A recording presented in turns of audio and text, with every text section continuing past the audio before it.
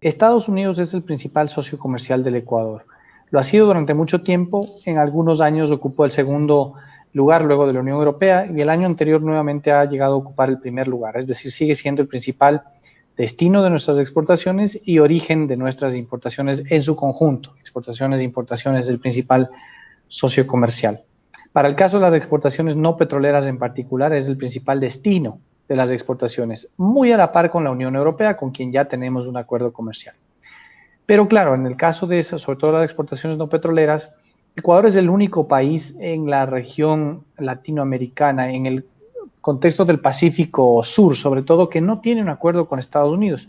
Lo tiene México, lo tienen todos los países centroamericanos, lo tiene Colombia, lo tiene Panamá, y de ahí se salta a Perú y Chile. En el Pacífico, Ecuador es el único país que no tiene un acuerdo comercial con los Estados Unidos.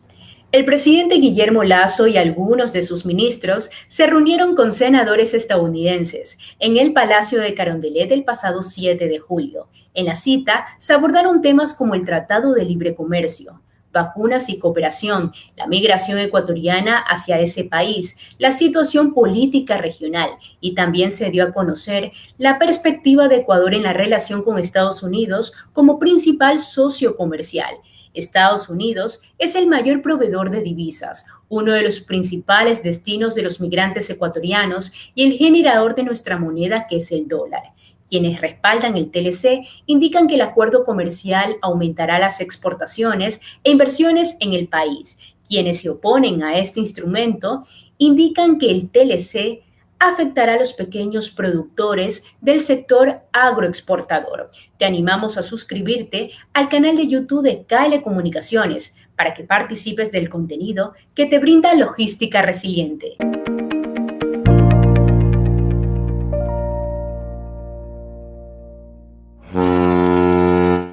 El acuerdo, que está en segunda fase, consta de 4 capítulos que se centran en la facilidad del comercio internacional, las buenas prácticas de regulación, beneficios para las MIPYMES y la lucha contra la corrupción en el intercambio comercial. Para hablar sobre este tema nos acompaña el economista Daniel Legarda, viceministro de Comercio Exterior del Ministerio de Producción, Comercio Exterior, Inversiones y Pesca. Bienvenido, economista Legarda, a Logística Resiliente. Hola Carla, muchas gracias por la invitación y un cordial saludo a todos quienes nos están mirando por este medio digital. Muchas gracias.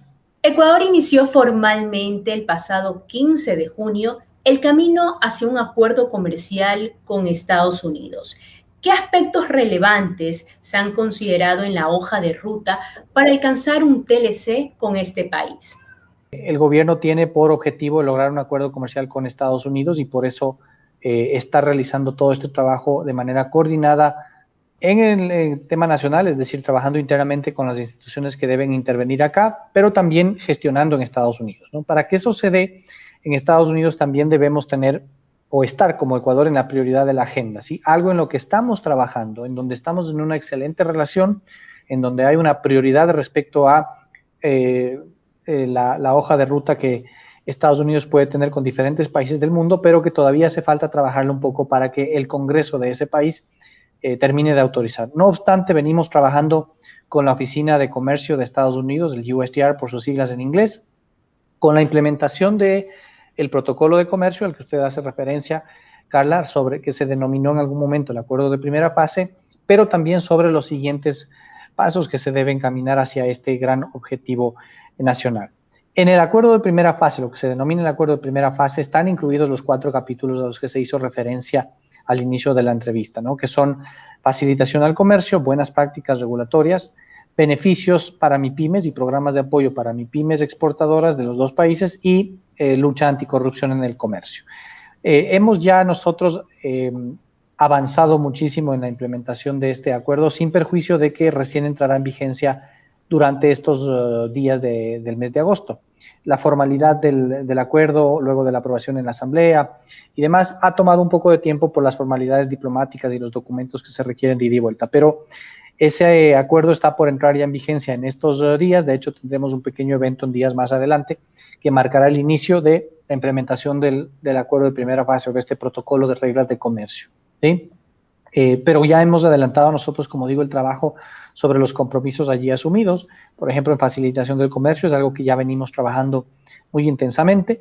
Hemos incluso conseguido cooperación internacional para implementar esa agenda. El 80% de los exportadores de nuestro país que envían sus productos a Estados Unidos son MIPYMES. ¿Qué facilidades se les brindará a las MIPYMES en uno de los capítulos de este acuerdo? El 80% de las exportaciones que se envían son por empresas MIPYMES. Y del monto total, estas representan alrededor del 20%. Es decir, hay una relación que hace contraste en ese sentido, pero es un porcentaje muy importante de participación de las MIPYMES en las exportaciones y particularmente en mercados como Estados Unidos, como la Unión Europea, que ya le he mencionado, que son relevantes para esto, ¿no? Estamos también implementando acciones puntuales que puedan reflejar los beneficios para las MIPYMES.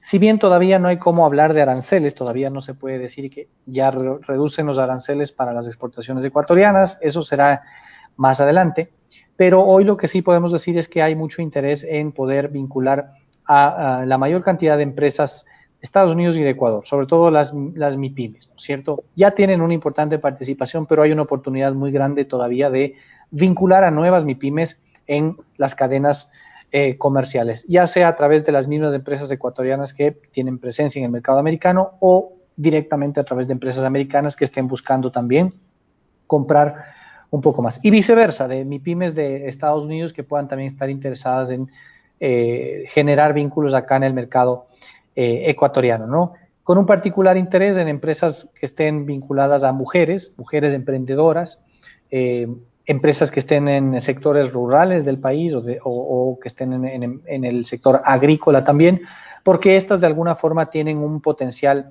muy grande de poder tener un impacto más allá de lo económico, sino también de, por ejemplo, de igualdad de género y de también generar oportunidades en los sectores que tienen más necesidad, como es el sector Aquí estaríamos rural. hablando de otros ámbitos de cooperación, más allá de la Sí, actividad. correcto. Estamos hablando de acciones puntuales para, primero, poder coordinar encuentros entre las MIPYMES, que se generen oportunidades de negocios, oportunidades de inversión entre ellas. Segundo, programas de cooperación no reembolsable que podamos tener tanto con apoyo de las distintas oficinas del gobierno de Estados Unidos, como por ejemplo USAID, USAID, que ya está de vuelta en nuestro país también y que tiene algunos programas que se están enfocando en ese sentido, pero también con otras instituciones en Estados Unidos que puedan apoyar. Por ejemplo, hay interés en poder acelerar la implementación de programas de mejora productiva específicamente en emprendimientos con mujeres, lo cual tiene un valor enorme, ¿no? Algo sumamente valioso y que esperamos con el Ministerio a través de la Subsecretaría de MIPYMES inclusive poder implementarlo, ¿no? Pero la idea es eso, seguir dándole fuerza a el tejido empresarial con un enfoque en las MIPYMES para que se relacionen mucho más con las empresas en Estados Unidos. Incluso con nuestra embajada allá en Washington estamos también explorando qué acciones podemos llevar a cabo con la diáspora ecuatoriana. Porque hay muchos ecuatorianos viviendo en Estados Unidos que ya son parte del tejido empresarial americano, que tienen inclusive empresas en Estados Unidos, ¿no? Que han salido adelante, han trabajado durante muchos años para tener lo que tienen, pero estamos viendo cómo utilizamos ese capital en el buen sentido de la palabra para vincular a más empresas ecuatorianas o al comercio entre Ecuador y Estados Unidos, las opciones de inversión, para enriquecer aún más esta relación que ya de por sí es muy valiosa y para el Ecuador es primordial. ¿Qué negociaciones se han alcanzado en torno a temas sensibles como productos agrícolas, acceso a mercados y aranceles? Estos temas tienen que todavía revisarse en su momento. No es algo que se ha topado, ¿sí? Sabemos que hay productos sensibles en el sector agrícola, como lo hay en toda negociación. Es decir, ninguna negociación de ningún país en el mundo excluye los temas sensibles. Todas tienen temas sensibles y en todas las negociaciones hay que tratar esos temas sensibles. Pero dentro de los mismos acuerdos hay herramientas para darles el tratamiento a esos sectores sensibles, ya sea plazos, contingentes, que puedan de alguna forma introducirse, ¿no? Es importante un tema en esto y creo que el país necesita en esto ser consciente. ningún país negocia un acuerdo para perder. Es cierto que hay sectores que pueden ser más ganadores y otros que pueden tener sensibilidades, pero en su conjunto lo que se gana con los acuerdos comerciales es mucho más que las afectaciones.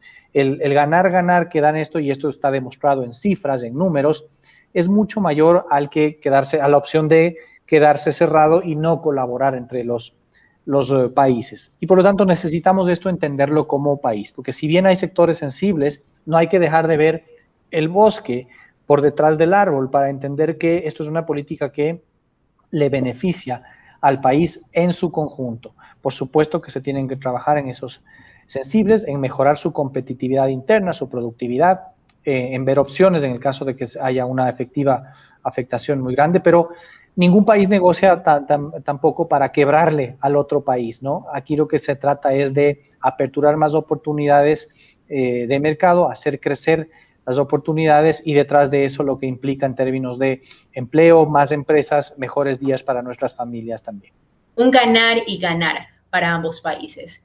El presidente Guillermo Lasso emitió un decreto ejecutivo sobre la facilitación del comercio y la producción, la simplificación de trámites y la agenda de competitividad. ¿Qué trámites o procesos se simplificarán previo a la firma de este TLC?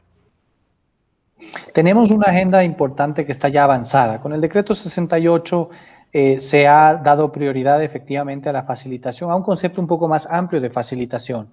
Hemos ya implementado buena parte del decreto 68, por ejemplo, con la reducción de aranceles que ha entrado en vigencia justamente este fin de semana, la reducción de 667 subpartidas arancelarias, la mayoría de ellas a cero.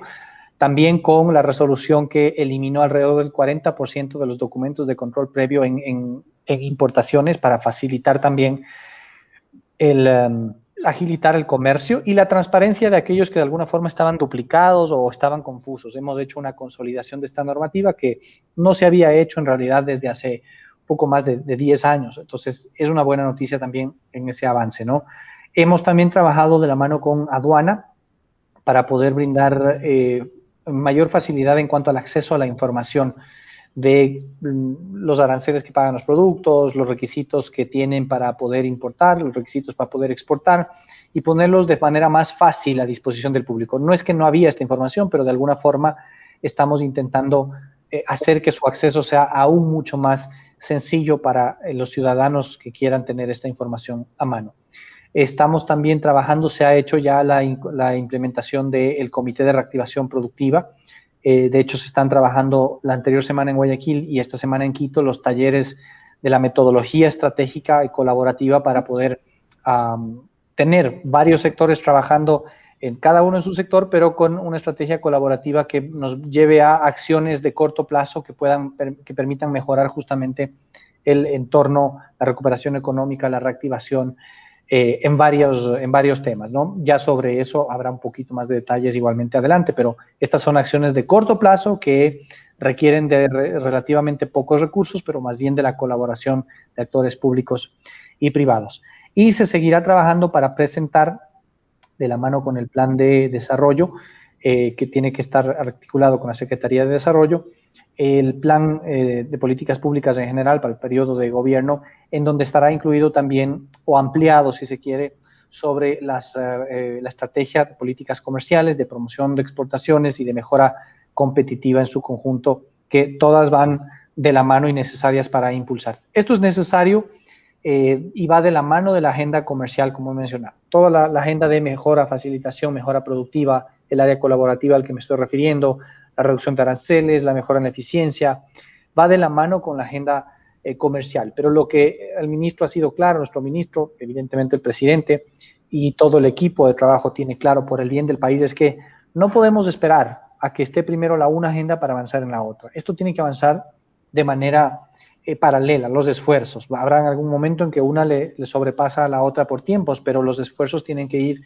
de la mano en las dos, porque ya hemos perdido muchísimo tiempo en términos de integración comercial del país, que debemos procurar empatarlo en ese sentido, ¿no? No se puede quedar el Ecuador rezagado de esta agenda y, como ha dicho igualmente el presidente, pues nos interesa poder avanzar en todos los frentes.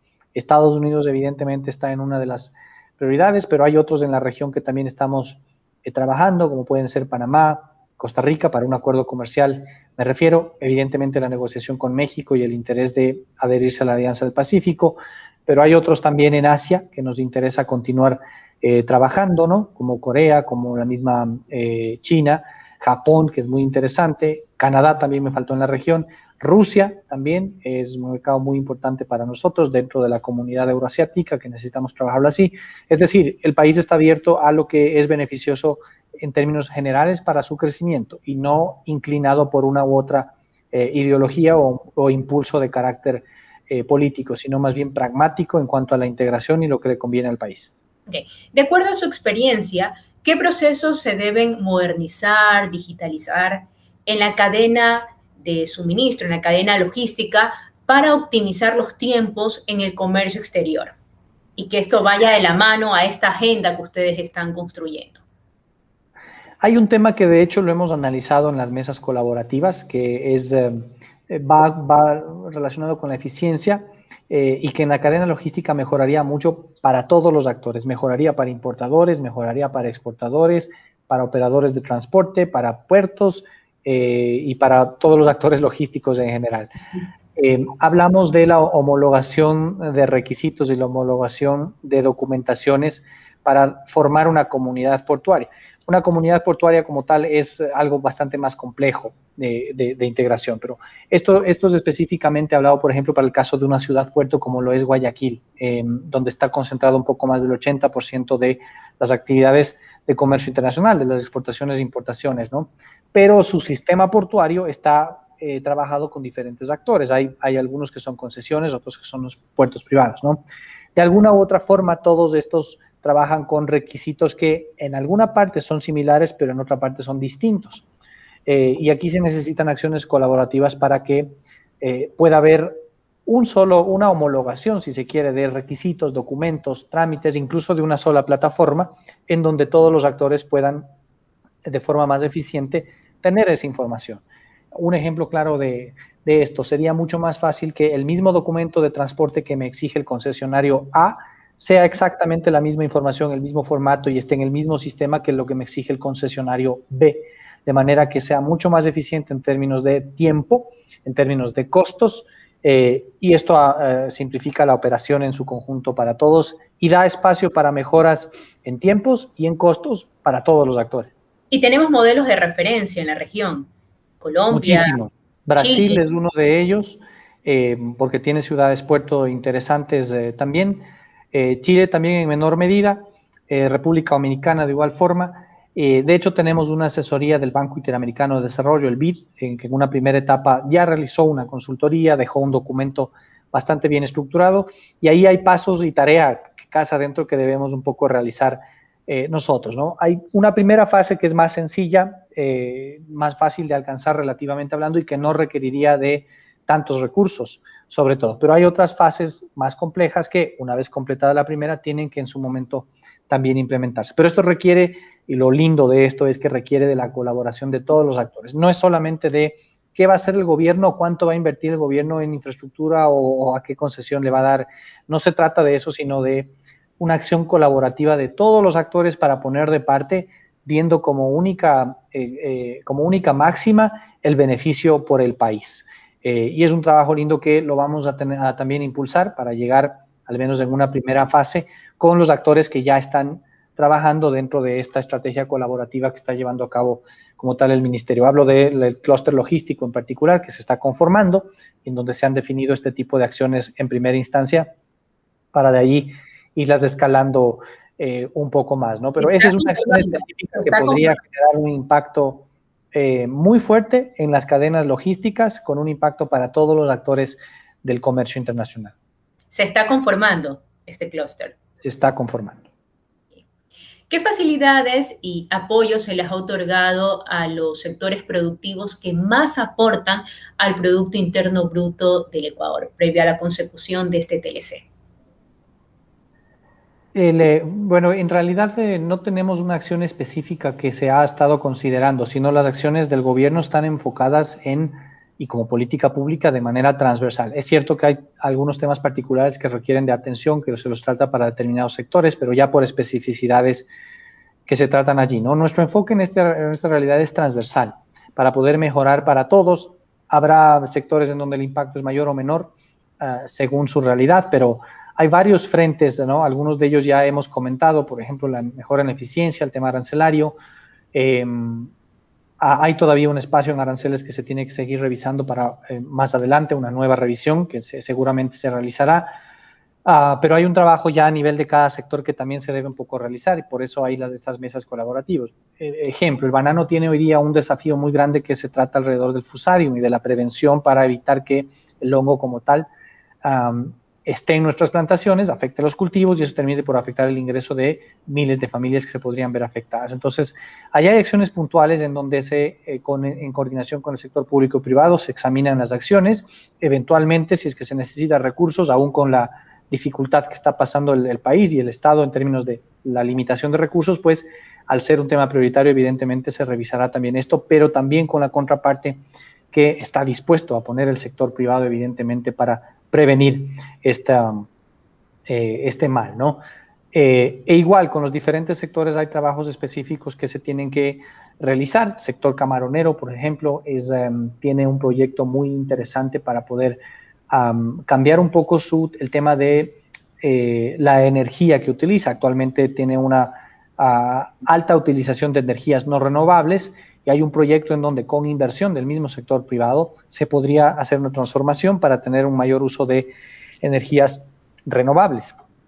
Entonces es un tema en particular que va a requerir de esa atención, ¿no? Pero ya son temas puntuales que con cada sector se van trabajando. En el caso de los sectores agrícolas, puntualmente, yo creo que el principal trabajo que se debe aquí realizar está en el poder articular realmente un cambio importante que debe haber en los productores de cómo producir y tener esa vinculación con el mercado internacional. Porque nuevamente, a pesar de que sabemos que hay productos sensibles, no podemos desvincularnos del comercio internacional y de saber que debemos mejorar nuestros costos internos de producción para ser también competitivos. Ejemplo claro de lo que está pasando con el arroz, ¿no? Hay un sector productor de arroz que reclama por el precio de sustentación, pero el precio de sustentación que tenemos en el país es un precio que es mayor al precio internacional.